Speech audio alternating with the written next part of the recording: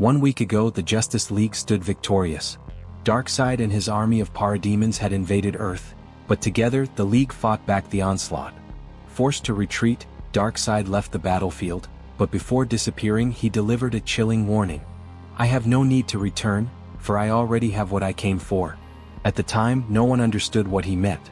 But Batman, always cautious, acted on his instincts.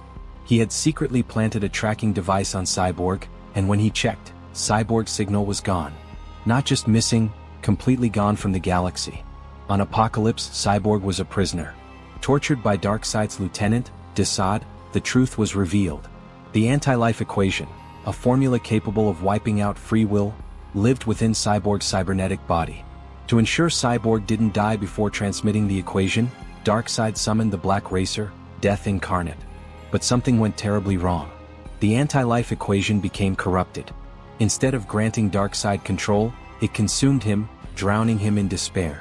Desaad, immune to its effects, watched as Darkseid succumbed to the chaos. In his madness, the Dark God plunged into the fiery core of Apocalypse. The planet exploded.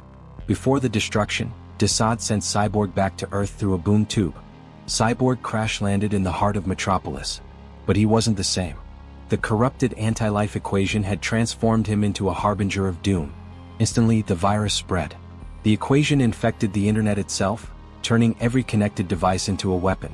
Phones, screens, computers, anything digital became a gateway to corruption.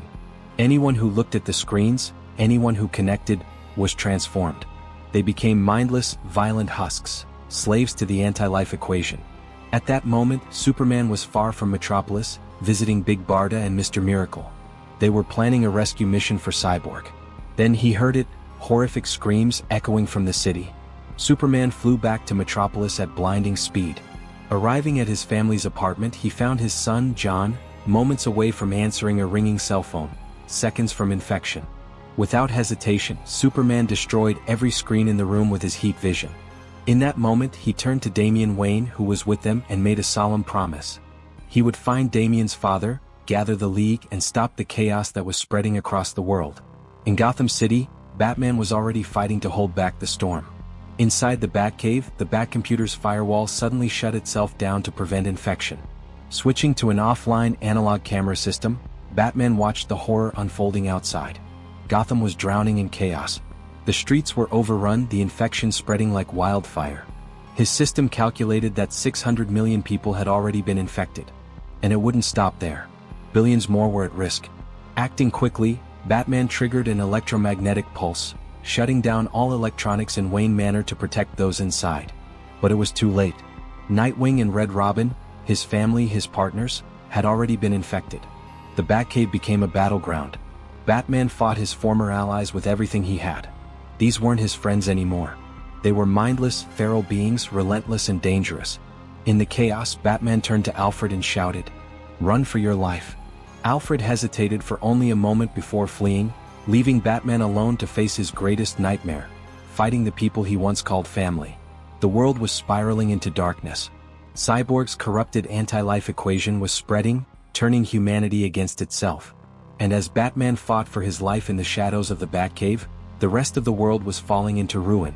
In the North Atlantic Ocean, Aquaman stumbled upon a massive cruise ship drifting silently in the water. Something was wrong. Climbing aboard, he found himself face to face with a nightmare. The passengers, hundreds of them, were no longer human. Their eyes were hollow, their movements frantic, consumed by the corrupted anti-life equation. They attacked him like a swarm of enraged beasts. Aquaman fought them off, but he knew this infection had reached even the seas. In Metropolis, Lois Lane was doing everything to protect her family. She insisted that Superman, Superboy, and Robin, Damian Wayne, come with her to the Daily Planet building. There, she hoped they could find safety, some kind of stronghold amidst the chaos. Superman didn't argue. His priority was clear: keep his loved ones safe. Meanwhile, in Gotham City, madness reigned. Harley Quinn was ready to face the Joker once and for all. She confronted him, standing her ground against the man who had tormented her for so long. But something was different. The Joker was off, his movements jerky, his face twisted even more than usual. Harley didn't know it yet, but the Joker had already been infected by the anti-life equation. Somewhere far from the madness, Poison Ivy waited for Harley to return, unaware of what was happening in the heart of Gotham.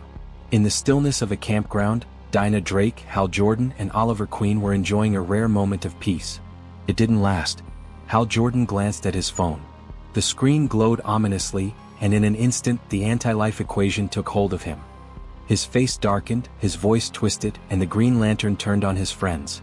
Hal attacked without hesitation, his ring amplifying his power beyond comprehension. Dinah and Oliver fought to survive, but Hal was relentless. Desperate, Dinah unleashed her canary cry, a sonic scream so powerful it shattered the air. Hal fell lifeless. In the aftermath, silence hung heavy. The Green Lantern ring, searching for a new wielder, chose Dinah Drake. Her willpower was undeniable. She was now the Green Lantern of Sector 2814. Before Dinah or Oliver could process what had happened, Superman arrived. He had heard Dinah scream from miles away. Without wasting a moment, he took Dinah and Oliver with him. At the Daily Planet, Lois Lane worked quickly. She understood the nature of the infection. It spread through screens and technology. Using analog equipment like radios and transmitters, she set up a safer means of communication, hoping to give humanity a fighting chance. Meanwhile, Robin, Damian Wayne, managed to make contact with his father, Batman, deep within the Batcave. Batman's voice came through, calm but strained. He explained the virus. It was a techno-organic infection, spreading through digital devices and consuming anyone who looked at a screen. Then Batman revealed something devastating. He had been attacked. Nightwing and Red Robin, his closest allies, had been infected and turned on him. Batman had managed to survive, but not unscathed. The virus was in his blood.